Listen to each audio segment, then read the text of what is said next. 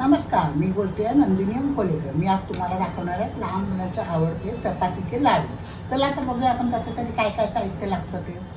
चपातीचे लाडू करण्यासाठी लागणारं साहित्य 4 चपात्या मी घेतलेल्या आहे, याचे तुकडे केलेले आहेत. आता त्याला बाकीचे साहित्य लागणार आहे. 1 टेबलस्पून तूप लागेल, गुलकंद लागणार आहे, 4 ते 5 बदाम आणि 4 ते 5 काजू. आपण आपल्या आवडीनुसार याचे ड्रायफ्रूट कोणतेही घालू शकतो. आणि ह्या 3 ते 4 टेबलस्पून मी गूळ घेतला, आपल्या चवीप्रमाणे कमी जास्त करू शकतात. आता आपण कृती करायला भांडं घेतलं आहे, त्याच्यामध्ये मी पहिले चपात्या टाकते, काजू आणि बदाम टाकते,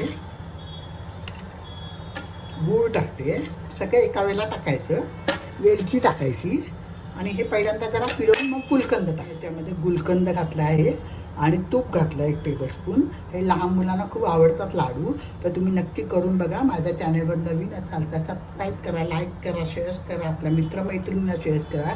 आता हे एकदा मी परत फिरवून घेते आणि तुम्हाला दाखवते. याला मी फिरवून घेतलं आहे, आता मी भांड्यामध्ये काढते. 8 मिनिटात होणारे लाडू होते,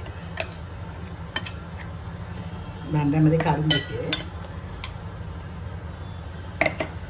करायचं आणि लाडू वळायचे.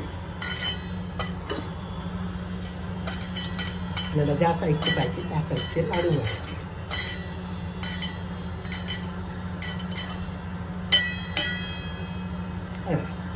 तयार झाला चपातीचा छानपैकी गुलकंद घालून केलेला लाडू.